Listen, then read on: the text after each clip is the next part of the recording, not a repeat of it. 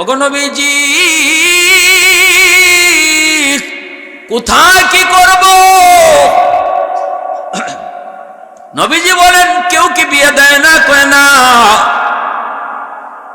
সাহাবী যখন নবীকে কথা জানায়, রাসূল কয় যাও মদিনার অমুক জমিদার বাড়িতে যাও, সে অনেক বড় জমিদার, সম্পদের কোনো অভাব নেই, আওলাদ বলতে কেউ নাই, আছে শুধু একটা মেয়ে সন্তান। এই মেয়েটা অনেক সুন্দরী, মদিনার মানুষ তার হুরে মদিনা কয়, মদিনার হুর কয়ে তারে ডাকে। যাও তুমি যা মেয়ের বাপের কাছে তোমার বিয়ার প্রস্তাব দাও, কিছু কইলে কইও আমি তোমারে ফাটাইছি। আওয়াজ দেয়া কও না সুবহানাল্লাহ।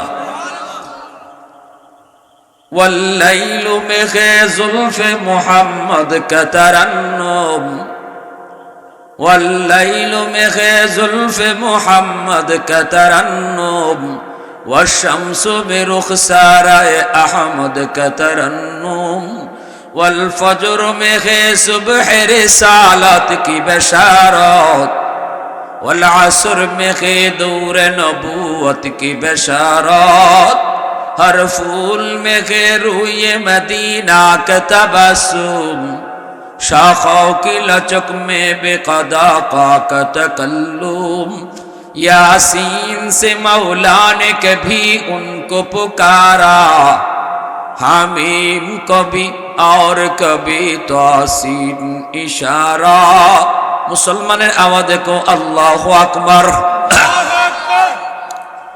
সাহাবী দৌড় শুরু করে দিলেন। অন্যান্য সাহাবীরা মাঝখানে পেয়ে জিজ্ঞেস করে সাদরি, ও সাদ তুমি কই যাও? কয় রাসূল কয় অমুকের বাড়িতে যাই, জমিদার বাড়িতে যাই। কেন? কয় তার মেয়ের জন্য বিয়ার প্রস্তাব লইয়া। সাহাবীরা জিজ্ঞেস করে, রে সাদ কার জন্য বিয়ের প্রস্তাব তুমি দিবা? সাদ সালামি কয় আমার জন্য। সাহাবীরা কয় সাদ দোস্ত নিজের চেহারাটা আয়নার সামনে দেখছো নি? যারে তুমি বিয়া করতে সে কত সুন্দরী তা তুমি জানো নি? কয় সব জানি, মদিনার সবচেয়ে সুন্দরী, মদিনার মানুষ তারে হুরে মদিনা কয়, মদিনার হুর কয়। তাহলে নিজের চেহারা দেখছো নি? কয় তাও দেখছি। কোন সাহসে বিয়ার প্রস্তাব দিতেছ? সাদ সালামি কয় আমি তো যাই নাই গো, আমাকে পাঠানো হয়েছে। কে তোমারে পাঠাইল? সাদ সালামি কয় দু জাহানের বাদশাহ। বাড়ির সামনে যা দেখে হুরে মদিনার বাবা দামি চেয়ারের মধ্যে বসা, সালামটা দিয়া কয় আসসালামু আলাইকুম ওয়া রাহমাতুল্লাহ। ওয়া আলাইকুম আসসালাম ওয়া রাহমাতুল্লাহ। কে তুমি? কয় আমি সাদ সালামি। কেন এসেছো? আপনার মেয়ের জন্য বিয়ের প্রস্তাব লইয়া। হুরে মদিনার বাবার মাথা গরম হয়ে গেছে। কও কি কার জন্য? সাদ সালামি মাথাটা নিচের দিকে দিয়া কয় আমার লাগি। অথচ ওনার চেহারাটা এত কালোর কালো, এত বিশ্রী বিশ্রী। মদিনার মানুষ ওনাকে গুরাবুল আরব কয়, গুরাবুল আরব। আরবের কাক কয় কাক। কাক যেমন কালো ইনিয়ের চেয়েও বেশি কালো, এজন্য মানুষ ওনারে কয় গুরাবুল আরব, আরবের কাক। আর যারে বিয়া করতো যান তিনি হলেন মদিনার হুর। আল্লাহু আকবার। জোরে খাও না মিয়া, জোরে খাও না। এ সাদ এত বড় সাহস তোমার, আমার মেয়ের জন্য বিয়ের প্রস্তাব দিতে আইছো? তোমার চেহারার কোনো ডক নাই, ডাক নাই, কালারের কোনো ডক নাই, ডাক নাই, মদিনায় কোনো ঘর নাই, বাড়ি নাই। আমার মেয়ের জন্য কোন সাহসে তুমি বিয়ার প্রস্তাব দিয়েছো? হুশ আসেনি? তখনই সাদ সালামি কই আমি তো বিয়ের প্রস্তাব দেই নাই, আমাকে দেওয়ানো হয়েছে। হুরে মদিনার বাবা কয় কে তোমারে প্রস্তাব দেওয়াইছে একটু কও। তখনই সাদ সালামি কয় আমাকে প্রস্তাব দেওয়াইছেন দু জাহানের বাদশাহ। সুবহানাল্লাহ জোরে কও। এই কথা শোনার পরে হুরে মদিনার বাবার তখনও রক্ত গরম, তখনও রক্ত গরম, রক্ত ঠান্ডা হয় না, মাথা যে গরম হয়েছে। তিনি বলতেছে সাদ নবীকে মানি, নবীর সব কথা মানি, কিন্তু এই কথাটা মানতে পারলাম না, কারণ মেয়ে তো আমার, আমি হলাম আমার মেয়ের ওলি, যেখানে খুশি আমার সেখানে বিয়ে দেব, এটা মানতে পারলাম না। এইভাবে কেউ যদি কয় তাহলে নবীরে মানা হয়নি। আপনি কইলেন আমি নবীর সব মানি, এটা মানি না, তাইলে মানা হইছে? মানলে সব মানতে হইব, ঠিক কিনা? জোরে কর। আমাদের আছে, আমাদের মাঝে আছে, এরকম বহু আছে, সব মানে কিন্তু এটা মানে না, সব মানে দাড়ি রাখা মানে না, সব মানে টুপি পরাটা মানে না। নবীর আশিক দাবি করি ঠিকই, কিন্তু নামাজ পড়ন লাগবো এটা মানতে নারাজ, ঠিক না? নি আহা, সাত সালামি মনে কষ্ট নিয়ে যাইতেছেন গা, ভিতর থেকে মেয়েটা আওয়াজ শুনে বাইরেছে, ভাই কইছে আব্বা কে আসছিল? মারে আসছিল নবীর সাহাবী সাত সালামি। এমনি হুরে মদিনায় কো বাবা আমি তো সাত সালামিকে চিনি। মায় কো চিনো? কহ চিনি। কেমন চিনো? কয় খুব কালো, মানুষটারে কাক কয়, চেহারা সুরতের কোনো নমুনা নাই। মা তাহলে তুই আমার মনের কথাটা, মনের দুঃখটা বুঝবি নি মা। এমন একটা ছেলে আইছে তোমার লাগি বিয়ার প্রস্তাব লইয়া, কেমনে আমার মাথা ঠিক থাকে? আমার মাথা তো গরম হয়ে গেছে, বাইর করে দিছি। ও যে দেখো যাইতেছে। এমনি মেয়েটা কয় বাবা, ও বাবা তুমি যে তার বিয়ার প্রস্তাব শুনে রাগ করে বের করে দিয়েছ, তুমি কি জিজ্ঞাসা নি এই প্রস্তাবটা সাদ নিজে দিছে নাকি তারে কেউ দেওয়াইছে? ও বাবা তুমি কি একবারও তারে জিজ্ঞাইছ তারে সে নিজে নিজে আইছে নাকি তারে কেউ ফাটাইছে? তখনই বাবা কই মারে জিজ্ঞাইছি, নিজে নিজে আয় নাই, তারে ফাটানো হয়েছে, প্রস্তাব নিজে নিজে দেয় নাই, তাকে প্রস্তাব দেওয়ানো হয়েছে। এই কথা বলতেই হুরে মদিনায় কয় বাবা গো কে সে তারে যে পাঠাইলো, কে সে যে তারে প্রস্তাব দেওয়াইল? এই কথা বলতেই তখনই বাবা কয় তিনি আর কেউ নন, তিনি হলেন দুজাহানের বাদশা রাহমাতুল লিল আলামিন, তোমার আমার নবী। হুরে মদিনা চিৎকার দিয়া কান্না করে মাটিতে বসে গেল। আল্লাহু আকবার জোরে কও। বাবা তুমি ডাকাতি করে ফেলেছো, ও বাবা তুমি মস্ত বড় ভুল করে ফেলেছো। বাবা গো তুমি যদি জানলা রাসূল পাঠাইছে তাহলে কেমনে বিদায় করছো? তাহলে শুনো বাবা, আমি সাত সালামির পরিচয়টা তোমারে নতুন করে শোনাই। যেই ছেলেটা আজকে আমাকে বিয়ের জন্য বিয়ে প্রস্তাব নিয়ে এসেছে সে কেমন আমি তোমারে শোনাই। জানো নি গো বাবা, আরবের ভিতরে এত সুন্দর সুঠাম পূর্ণ দেহের একজন যুবক আল্লাহর জমিনে রসুলের পরে আর কেউ নাই। আল্লাহু আকবার জোরে কও। এত সুন্দর আর হতেই পারে না। সাথে সাথে বাবা কয় তুই একটু আগে কইলে তার চেহারা সুরত ভালো না, এখন তুই কও আরবের সবচেয়ে সেরা সুন্দর, কেমনে তোর মত পরিবর্তন করলো? তখনই মেয়েটা কান্দে আর কই বাবা গো, বাবা তুমি কি একটু চিন্তা করে দেখছো তোমার বাড়ির দামান কে পছন্দ করে ফাটাইছে? দুজাহানের বাদশাহ যার চোখটা আল্লাহ পাক নিজের হাতে বানাইছে, আল্লাহ নিজের ইচ্ছায় বানাইছে না, রসুল যেভাবে কয় আল্লাহ যেন এইভাবে বানাইছে। পৃথিবীর শ্রেষ্ঠ চোখ আল্লাহ তার হাবিবরে দিয়েছে, পৃথিবীর সবচেয়ে সুন্দর চোখ আল্লাহ তার হাবিবরে দিয়েছে। দেখছো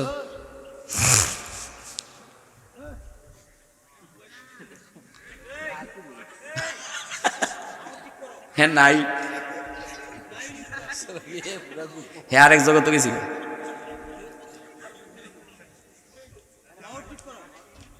সাউন্ড দে বেটা।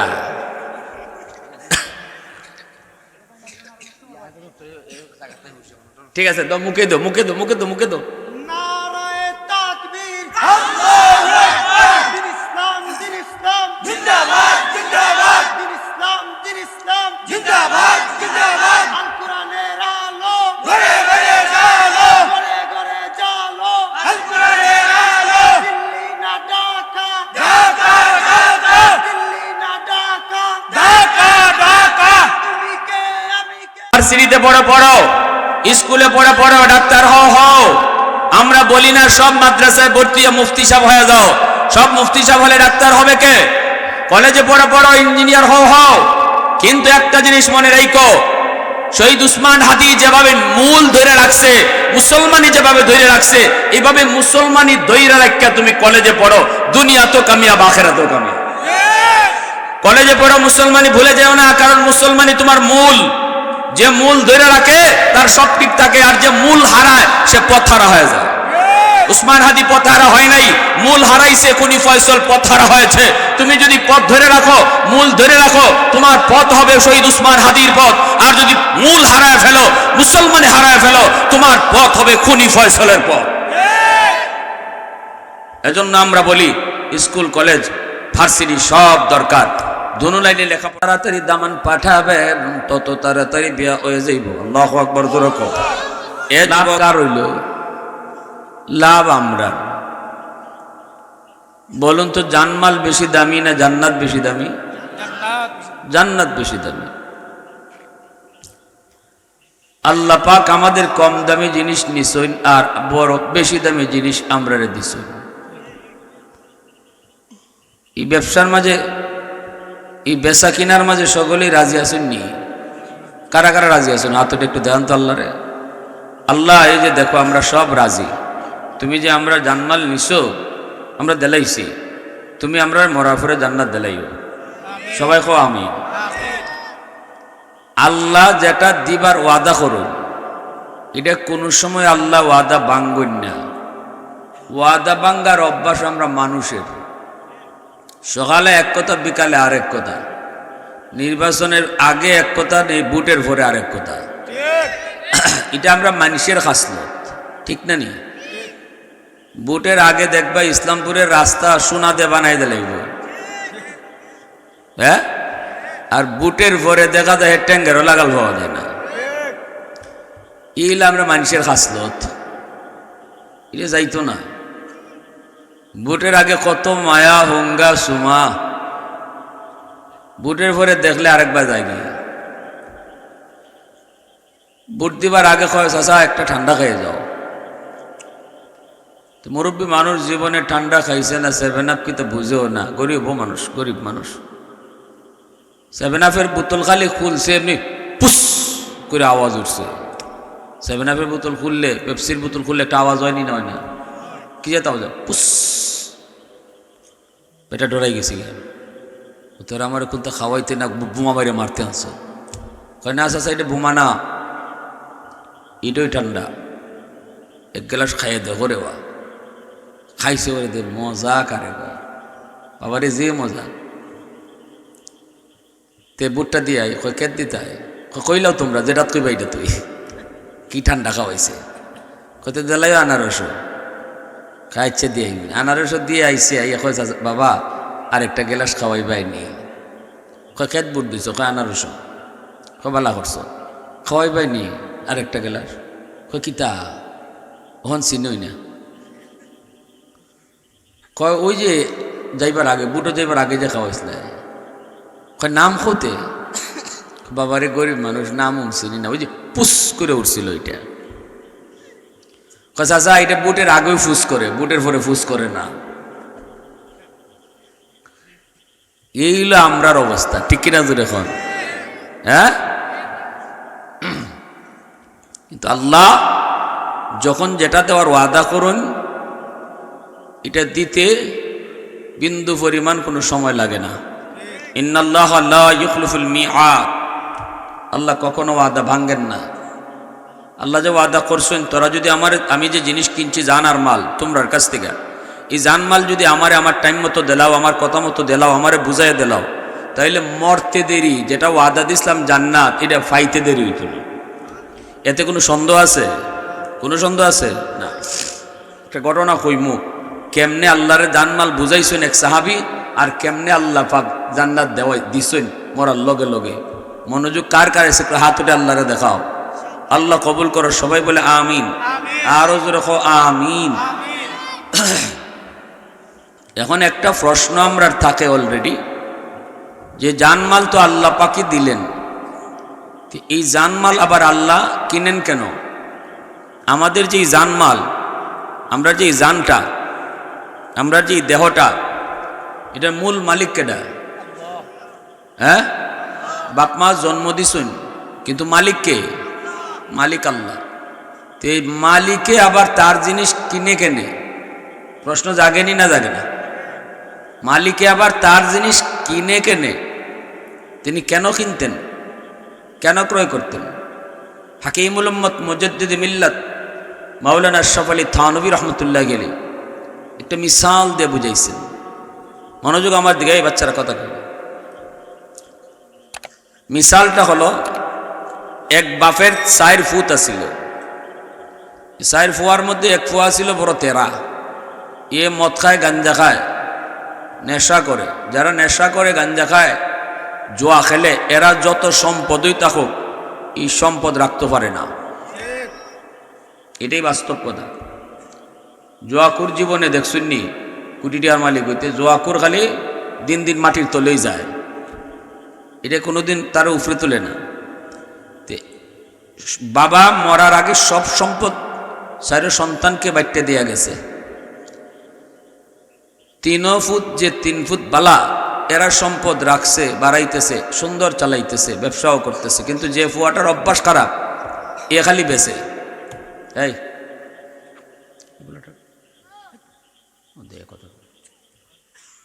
এ খালি সম্পদ বেছে, বেচতে বেচতে সব শেষ। এখন মানুষের কাছ থেকে ঋণ আনে,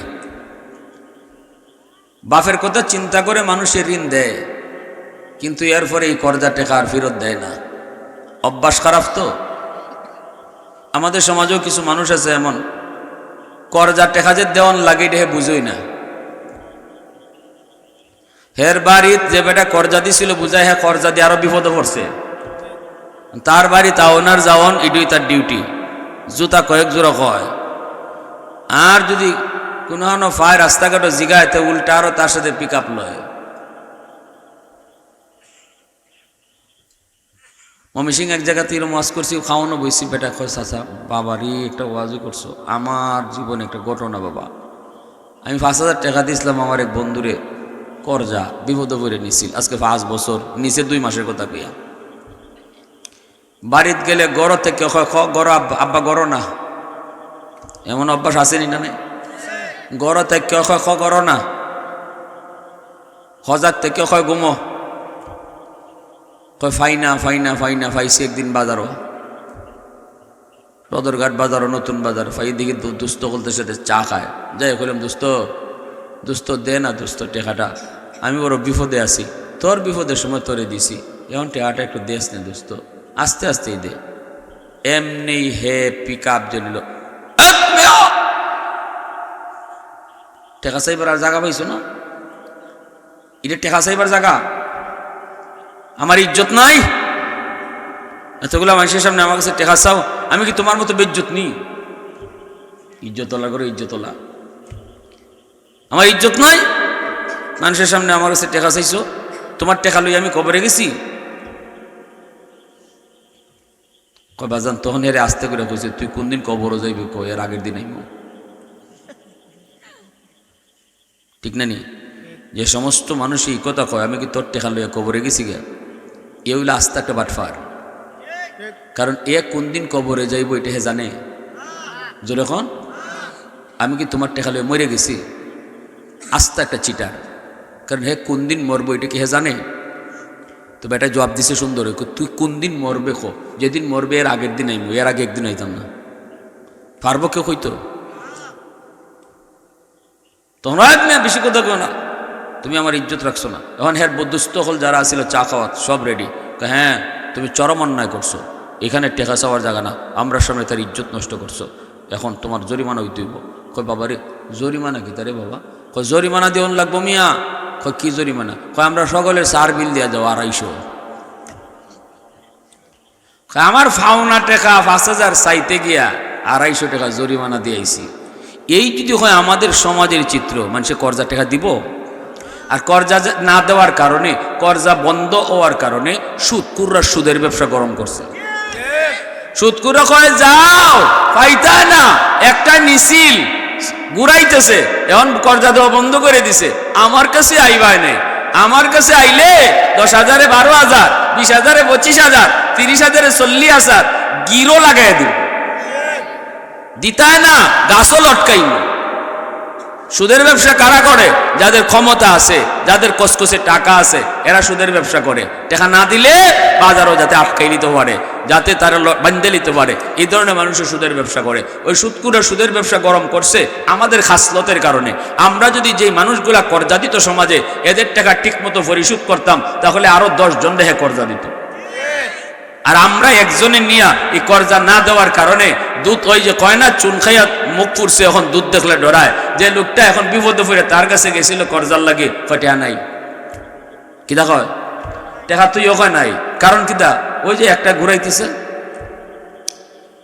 অথচ কর্জা দেওয়ার মধ্যে দানের চেয়ে 18 গুণ বেশি সওয়াব। দান করার থেকে কর্জা দেওয়া 18 গুণ বেশি সওয়াব।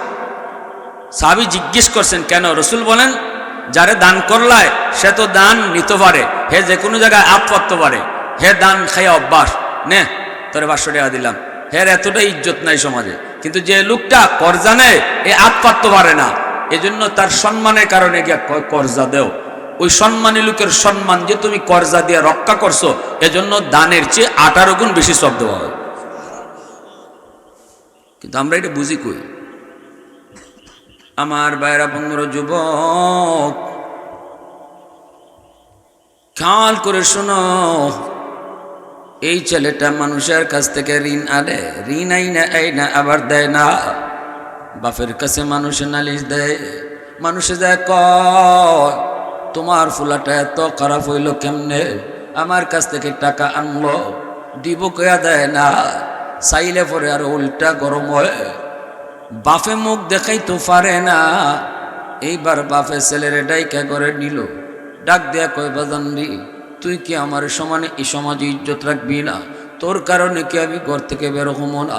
তোর কারণে কি আমি বাজারে ঘাটে যাবো না? মানুষ আমারে কত কথা কয়, আমি ভালো মানুষ, আমার বুড়ে তুই অত খারাপ হইলে কেমন করে? এ বাজান আয়, আর আমার মান ইজ্জত নষ্ট করিস না। নে, তোরে বাবা একটা গাই কিনে দিলাম, সম্পদ তো তোর ভাইয়ের সমানই তোরে দিছিলাম, সবগুলি সম্পদ তো তুই জুয়া খেললা উড়াই দিলি, এইবার কেমনে চলবি? নে, তবুও মানুষকে যন্ত্রণা দিস না, সাতাইস না। নে, আমি তোর একটা দুধের গাই কিনে দিলাম, এই দুধের গাইটা দিয়ে তুই দুধ বেচবি, আবার দুধ খাবিও, তোর সংসারও চলবে, আবার তুই এরকম নিজে খাইতেও পারবে। ছেলে দুধের গাই হাতে দিছে, এমনি বাপে কই বাজান শুন, আল্লাহর দোহাই এই গাইটা তুই বেচিস না, কারণ তোর তো বেচুন না অভ্যাস, অভ্যাস তো তোর খারাপ, অভ্যাস তোর খারাপ, এজন্য কই বাজার গাইটা বেচিস না। কয় ঠিক আছে আব্বা, বেচতাম না।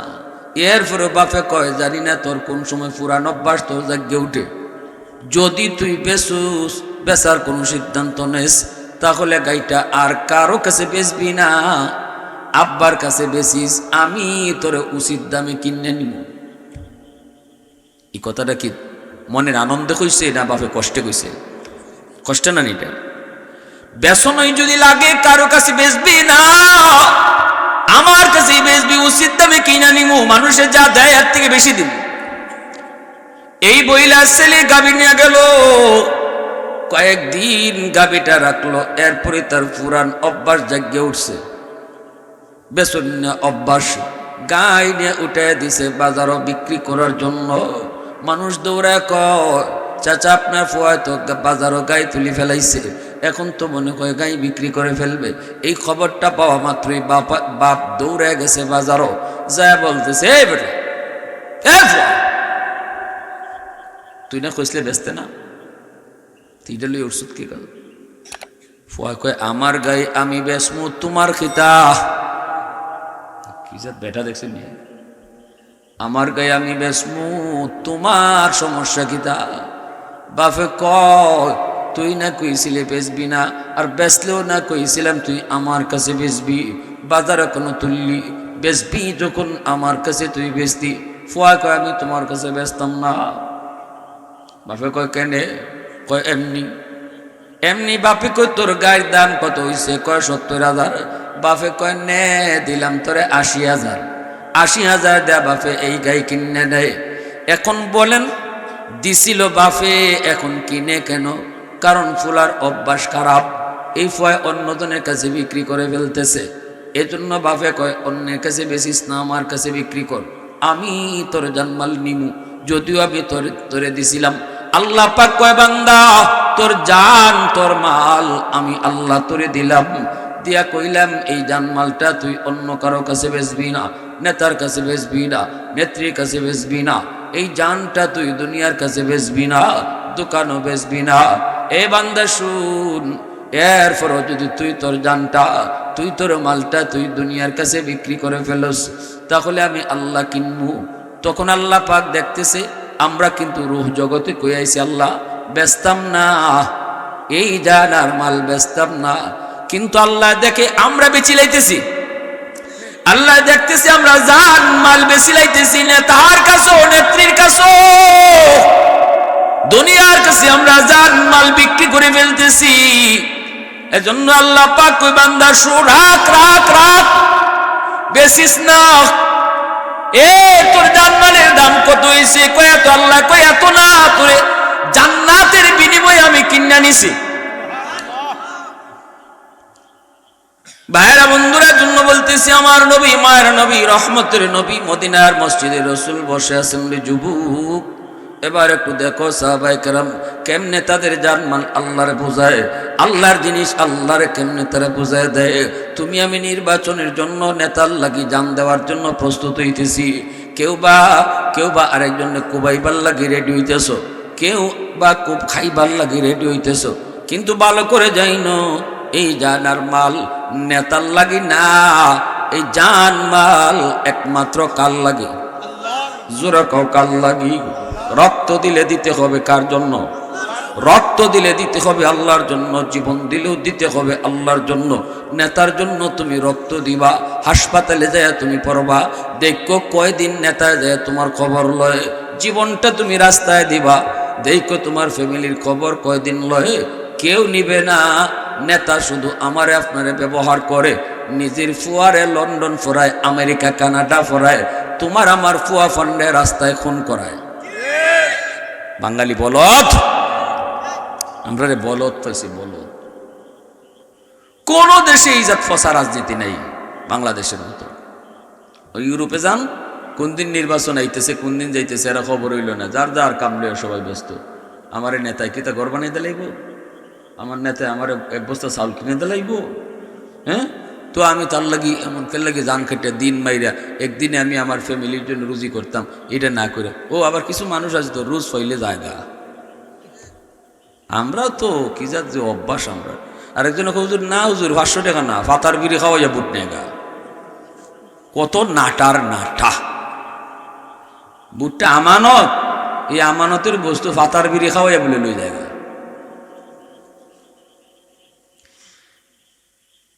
আল্লাহ নবী রহমতের নবী মদিনার মসজিদে বসা, হঠাৎ করে একজন সাহাবী মায়ার নবীর দিকে তিনি দৌড়ে আসতেছেন। নবীজি সাহাবায়ে কেরামদেরকে বলেন, সাহাবীরা একটু দর খুলে দাও, সাহাবীরা আমার সাহাবীরে তোমরা একটু পথ দাও। সামনে আসলে পরে রসুল বলেন, কে তুমি? আমি সাদ সালামি। রসুল কয়, কি রে সাদ, কেন এত পাগল হয়ে নবীর দরবারে এসেছ, এত হাঁপায় হাঁপায় এসেছ? সাদ সালামি কয়, নবী গো আমি বড় পেরেশান হয়ে আপনার কাছে এসেছি, আপনার একখান হাদিস লই আমি বড় বিপদে পড়ছি, এই হাদিসের উপরে আমল করতে যাই আমি পারি না, অথচ আমার প্রয়োজন। রসুল কয়, কোন হাদিস? কয়, আন-নিকাহু মিন সুন্নতি ফামান রাগিবা আন সুন্নতি ফালাইসা মিন্নি। বিবাহ করা আমি নবীর সুন্নত, যে সামর্থ্য থাকার পরও বিয়ে করে না সে আমার উম্মত না। আল্লাহর নবী গো হাদিস কেন আপনার কেন একটু করুন? রসুল কয়, হ। এইবার রসুলকে সাহাবী কয়, নবী গো আমার তো শারীরিক চাহিদা আছে বিয়ে করার, আমি বিভিন্ন জায়গায় হাদিসের উপর আমল করতে যাই বিয়ে প্রস্তাব দিয়েছি, কিন্তু কেউ আমার কাছে বিয়ে দেয় না, কারণ আমার চেহারা সুরত ভালো না, মদিনায় আমার কোনো ঘর নেই বাড়ি নেই, মক্কা থেকে হিজরত করে আমি মদিনায় এসেছি, মদিনায় আমার ঘর বাড়ি নেই, চেহারা সুরত আমার ভালো না, কেউ তো বিয়া দেয় না গো নবী, এবার আপনি একটু কোন, বিয়া যদি না দেয় তাহলে আমি বিয়া করতাম কারে, বিয়া করবো কারে? আপনি তো কইছেন বিয়া না করলে উম্মতই না, সামর্থ্য থাকার পরেও যদি বিয়া না করে, ওগো নবীজি কোথায় কি করব? নবীজি বলেন কেউ কি বিয়ে দেয় না? কয় না। সাহাবী যখন নবীকে এই কথা জানায়, রসুল কয় যাও মদিনার অমুক জমিদার বাড়িতে যাও, সে অনেক বড় জমিদার, সম্পদের কোনো অভাব নেই, আওলাদ বলতে কেউ নাই, আছে শুধু একটা মেয়ে সন্তান। এই মেয়েটা অনেক সুন্দরী, মদিনার মানুষ তার হুরে মদিনা কয়, মদিনার হুর কয়ে তারে ডাকে। যাও তুমি যা মেয়ের বাপের কাছে তোমার বিয়ার প্রস্তাব দাও, কিছু কইলে কইও আমি তোমারে ফাটাইছি। আওয়াজ দেয়া কও না সুবহানাল্লাহ। والليل مخي زلف محمد كترنم والليل مخي زلف محمد كترنم والشمس برخسار أحمد كترنم والفجر مخي صبح رسالت کی بشارت والعصر مخي دور نبوت کی بشارت ہر پھول میں روی مدینہ کا تبسم شاخوں کی لچک میں بے قدا کا تکلم یاسین سے مولا نے کبھی ان کو پکارا حمیم کبھی اور کبھی توسین اشارہ মুসলমানের আওয়াজ দেখো আল্লাহু আকবার। সাহাবী দৌড় শুরু করে দিলেন, অন্যান্য সাহাবীরা মাঝখানে পেয়ে জিজ্ঞেস করে সাদরি, ও সাদ তুমি কই যাও? কয় রসুল, কয় অমুকের বাড়িতে যাই, জমিদার বাড়িতে যাই। কেন? কয় তার মেয়ের জন্য বিয়ার প্রস্তাব লইয়া। সাহাবীরা জিজ্ঞেস করে, রে সাদ কার জন্য বিয়ের প্রস্তাব তুমি দিবা? সাদ সালামি কয় আমার জন্য। সাহাবীরা কয় সাদ দোস্ত নিজের চেহারাটা আয়নার সামনে দেখছো নি? যারে তুমি বিয়া করতে সে কত সুন্দরী তা তুমি জানো নি? কয় সব জানি, মদিনার সবচেয়ে সুন্দরী, মদিনার মানুষ তারে হুরে মদিনা কয়, মদিনার হুর কয়। তাহলে নিজের চেহারা দেখছো নি? কয় তাও দেখছি। কোন সাহসে বিয়ার প্রস্তাব দিতেছ?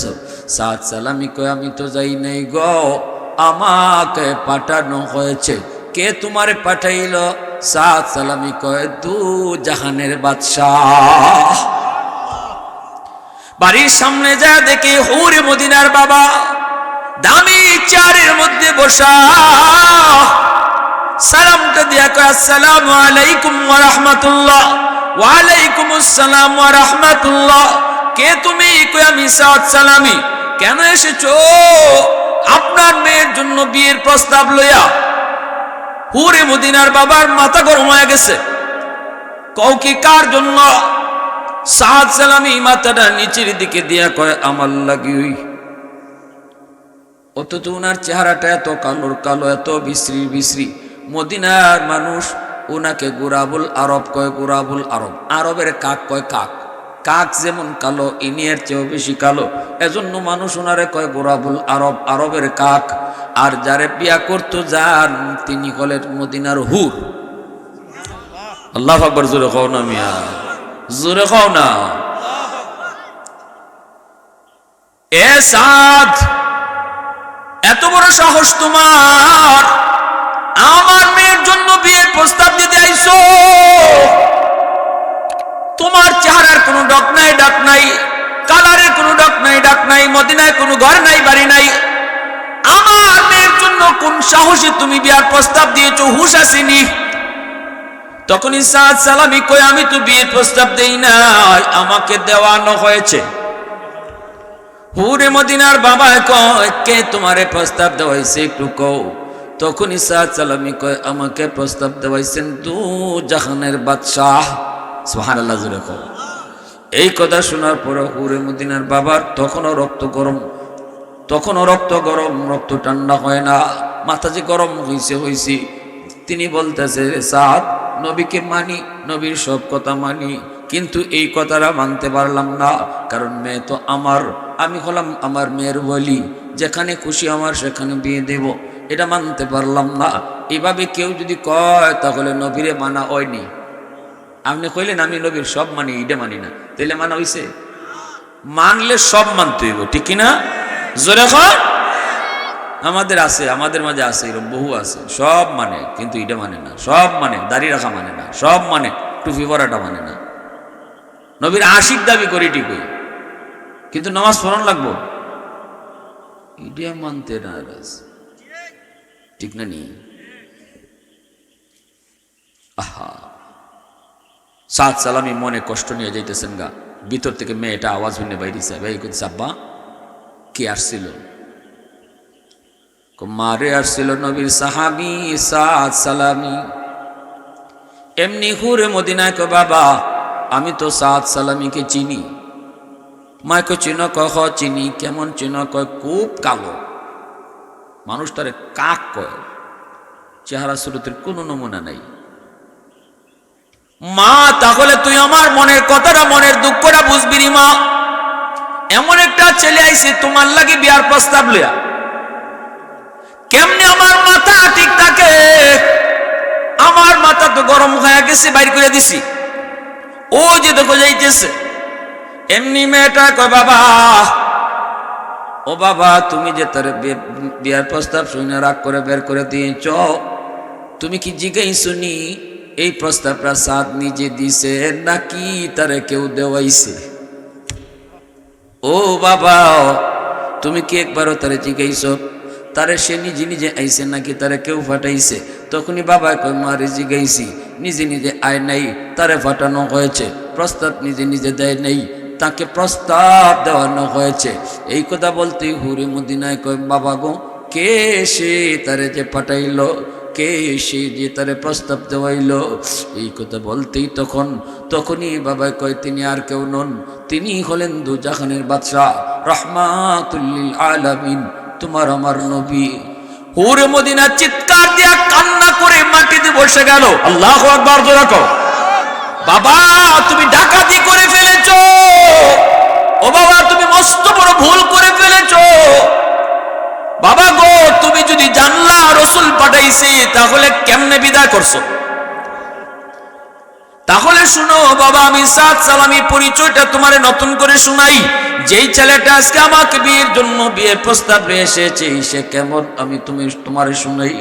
জানো নি গো বাবা, আরবের ভিতরে এত সুন্দর সুঠাম পূর্ণ দেহের একজন যুবক আল্লাহর জমিনে রসুলের পরে আর কেউ নাই। আল্লাহু আকবার জোরে কও। এত সুন্দর আর হতেই পারে না। সাথে সাথে বাবা কয় তুই একটু আগে কইলে তার চেহারা সুরত ভালো না, এখন তুই কও আরবের সবচেয়ে সেরা সুন্দর, কেমনে তোর মত পরিবর্তন করলো? তখনই মেয়েটা কান্দে আর কই বাবা গো, বাবা তুমি কি একটু চিন্তা করে দেখছো তোমার বাড়ির দামান কে পছন্দ করে ফাটাইছে?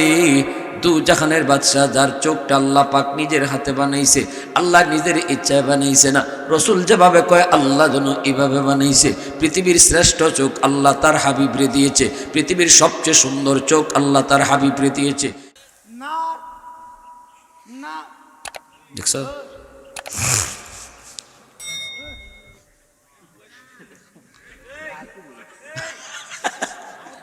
হ্যাঁ নাই,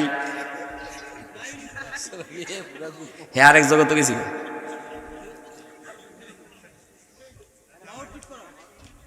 সাউন্ড দে বেটা।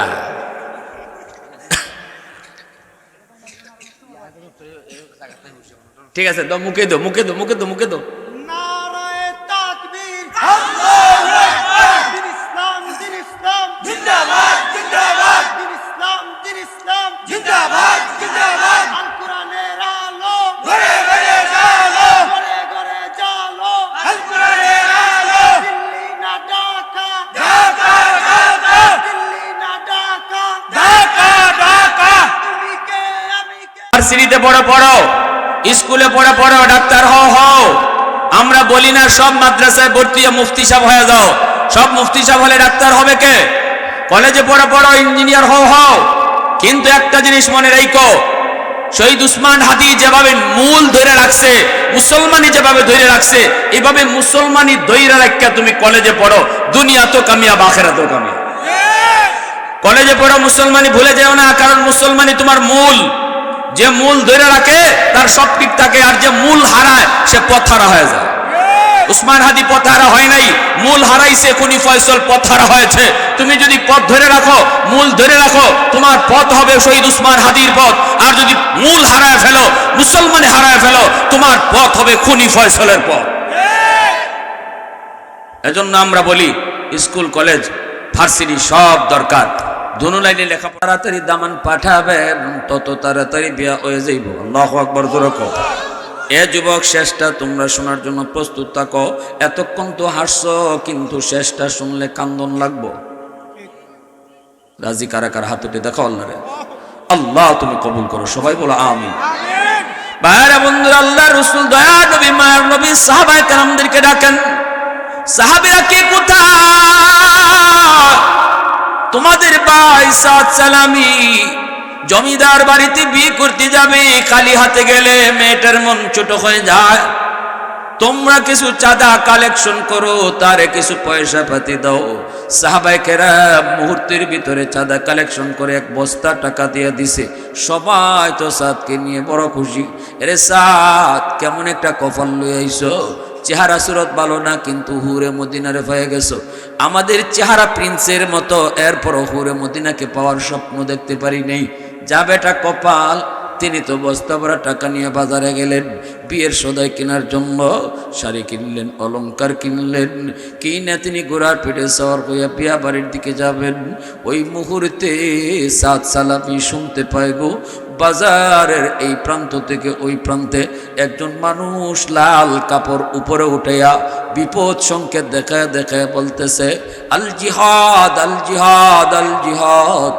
আসুন এমন কোন বীর মুজাহিদ অমুক জায়গায় মুসলমানরা পরাজিত হওয়ার পথে দুশ্মন মুসলমানদের উপরে সাংঘাতিক আক্রমণ করেছে, ওই যুদ্ধে মুসলমানের রক্ত ঝরতেছে। আসুন এমন কোন বীর মুজাহিদ, মুসলমানদের সাহায্যে তুমি যুদ্ধে যেয়ে যুদ্ধ করবা, জিহাদের ময়দানে যেয়ে যুদ্ধ করবা। আসুন এমন কেউ যার দ্বারা মুসলমানদের বিজয় নিশ্চিত হবে, মুসলমানদের সুদিন ফিরে আসবে। আসুন এমন কেউ। আওয়াজটা যেই মাত্র সাদ সালামির কানে পৌঁছল, রে যুবক, মুহূর্তের ভিতরে গোড়ার লাগাম টান দিয়া তিনি জায়গায় আটকায় ফেললেন। যেই সাদ রওনা দিয়েছে বিয়ে বাড়িতে যাবেন, যেই সাদের জন্য বাসর করে হুরে মদিনা অপেক্ষায়, যার জীবনের দুনিয়ার জীবনের সবচেয়ে আনন্দের দিন, তার জীবনের সবচেয়ে সুখের দিন আজকের দিন, সেই সাদ গোড়ার লাগাম টান দিয়ে আটকায়া কান লাগায়া আওয়াজটা শুনলেন। শোনার পর তিনি তার মনরে জিজ্ঞেস করেন, রে সাদের মন, একটু বল বল, তুই কোন দিকে যাবি? এই দিকে গেলে পরে তোর জন্য বাসর ঘর, এই দিকে গেলে পরে তোর জন্য বাসর ঘর, তোর গলার মধ্যে মালা পরানো হবে। হাজার হাজার মানুষ তোর অপেক্ষায় জমিদার বাড়িতে বাসর করে হুরে মদিনা অলংকার পরে তোর জন্য সাজ্জা সজ্জা রয়েছে, হাতে মেহেদি লাগায় তোর জন্য অপেক্ষায় রয়েছে। বল, এদিকে যাবি নাকি ওই দিকে যাবি? আর ওই দিকে গেলে পরে তোর কল্লা কাটা যাবে, জীবন যাবে, কিন্তু ইসলামের সম্মান রক্ষা হবে, আল্লাহ এবং তার রাসূল খুশি হবে। বল কোন দিকে যাবে? এই দিকে গেলে পরে হুরে মদিনা খুশি, আর এই দিকে গেলে পরে আমার আল্লাহ এবং তার রাসূল খুশি। এ সাদের মন, বল তুই কোন দিকে যাবি, কোন দিকে যাবি? নিজের মন রে যখন প্রশ্ন করেছে, মন জবাব দেয়, ইন্নাল্লাহ আশতারা মিনাল মুমিনিনা আনফুসাহুম ওয়া আমওয়ালাহুম বিআন্না লাহুমুল জান্নাহ। সাদের মন সাদরে ডাক দেয়া করে, সাদ কি প্রশ্ন তুমি করেছো? এই জান আর মাল তো তোমার না, জান মাল তো আল্লাহর কাছে বিক্রি, জান্নাতের বিনিময়ে আল্লাহ তো তোমার জানমাল কিনে নিছে, এখন মালিকে তার জিনিস চাইতেছে, দেরি করবা না। আল্লাহু আকবার, মালিক তার জিনিস ফেরত চায়, দেরি করবা না। এই কথা শোনা মাত্রই তিনি ঘোড়ার লাগামটা ঘুরাই দিলেন, ঘোড়ার রূপগুলা তিনি ঘুরাই দিলেন। আবার চলে আসলেন বাজারে। বাজারে আইসে তিনি সদাইটা ফেরত দিয়া দিতেছেন। টাকাটা হাতে নিয়ে তিনি তলোয়ার কিনলেন, একটা দামি তলোয়ার, ধারালো একটা তলোয়ার কিনলেন। কিনা সাদ সালামি এইবার ঘোড়ারে ডাক দেয়া কয়, ঘোড়া বাসর ঘরের দিকে নয়, জিহাদের ময়দানে গলা কাটার জন্য তৈরি হোক। আল্লাহু আকবার। ঘোড়া চালায় দিলেন জিহাদের ময়দানে। জিহাদের ময়দানে দুশমনদের ভিড়ের ভিতরে যে তিনি ঢুকে পড়লেন। আওয়াজ দিয়া বলতেছেন, আরে বেঈমানের দল, একটা বেঈমানকে আমি ফেরত যাইতে দেব না। আমি এসে সাদ সালামি, আমি এসেছি বিয়ার আসরে না যায়া, হুরে মদিনার সাথে আজকে আমার বিয়া, এই বিয়ার আসর বাদ দিয়ে আমি এসেছি আল্লাহ এবং তার রাসূলকে খুশি করার জন্য। আমার তলোয়ারের নিচ থেকে একটা বেঈমানকে আমি জীবিত যাইতে দেব না। আওয়াজ দিয়ে কোন সুবহানাল্লাহ, আরো জোরে কোন সুবহানাল্লাহ।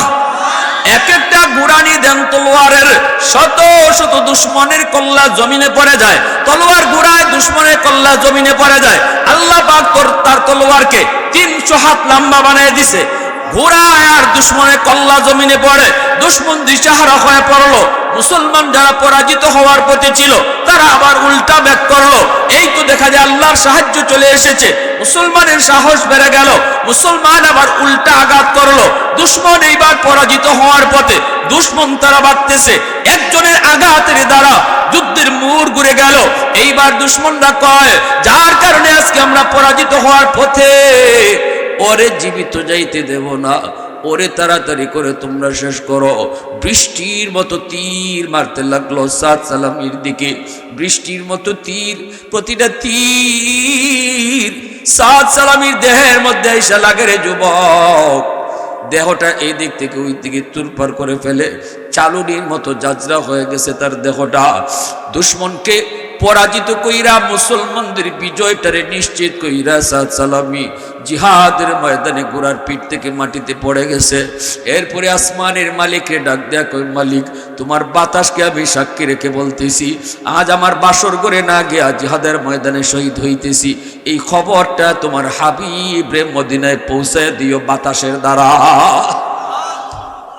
সৈয়দ কৌনাইন তেরি জানে সারো কো সালাম, सैयद कौनैन तेरी जाने सारों को सलाम, यानी गिरदोन नबूवत के सितारों को सलाम, उन हिजाजी गाजियों को शख्सवारों को सलाम, उन हिजाजी गाजियों को शख्सवारों को सलाम, यानी गिरदोन नबूवत के सितारों को सलाम, यानी गिरदोन नबूवत के सितारों को सलाम।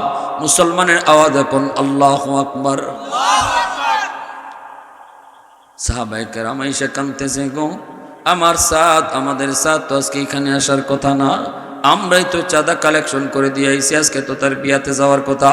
সাহাবায়ে কেরাম চোখের পানি রাখতে পারেন না, সবাই দাঁড় দাঁড় করে কাঁদতেছে। একজন সাহাবী দৌড়ে মদিনায় নবীর কাছে খবর নিয়ে আসে। খবর নিয়ে এসে দেখে রসুল বাতাসের মাধ্যমে সালামের জবাবও দিয়ে দিছে। সাদ সালামি সেই যুদ্ধের ময়দান থেকে যে সালাম পৌঁছাইছে, সালামের আওয়াজটা আল্লাহ রসুল বাতাসের মাধ্যমে পায়া মদিনায় রসুল হঠাৎ করে সালামের জবাব দিয়ে দিছে। সাহাবীরা যারা পাশে ছিল, যারা অসুস্থ সাহাবী, দুর্বল সাহাবী ছিল, তারা বলতেছে, নবী গো, ওগো নবী, কেউ তো সালাম দেয় নাই, জবাব কার দিলেন?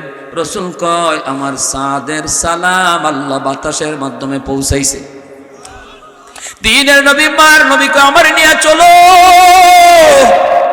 রসুল যুদ্ধের ময়দানে আসলেন। সাদ সালামের দেহটাকে রসুল নিজের হাতে উঠাইলেন, নিজের হাতে কাফন পরাইলেন। নবী দাফন করার জন্য জানাজা পড়ায় যখন রসুল সামনের দিকে যাইতেছেন, বাইরার একটু শুনেন, তখন রসুল উপরের দিকে তাকায়া হাসেন আর নিচে তাকায়া কাঁদেন। সাহাবীরা কয়, নবী গো, উপরে তাকাইলে আপনি হাসেন কেন, আর নিচে তাকাইলে কাঁদেন কেন? 7 সালামির লাশটা নিয়ে যাওয়া হইতেছে। রসুল তখন কয় সাহাবীরা রে, ও সাহাবীরা শোনো, আমি যখন নিচের দিকে তাকাই তখন আমার সাদের দিকে তাকাই আমার চোখ দিয়ে পানি ঝরে, আমি কান্দি। একজন আমার সাহাবী তার জীবনের সবচেয়ে সুখের দিন আর আনন্দের দিনটা আল্লাহর জন্য কিভাবে কোরবানি করলো, এই কথাটা মনে করে আমার চোখ দিয়ে পানি ঝরে। আসমানের দিকে যখন তাকায় তখন দেখি আকাশে জান্নাতের হুরদেরকে আল্লাহ পাক প্রথম আকাশে নামাইয়া বাসর করে বসাইয়া হাতে মেহেদি লাগাইয়া অলংকার পরাইয়া জান্নাতি হুরদেরকে আল্লাহ বসায় রাখছে।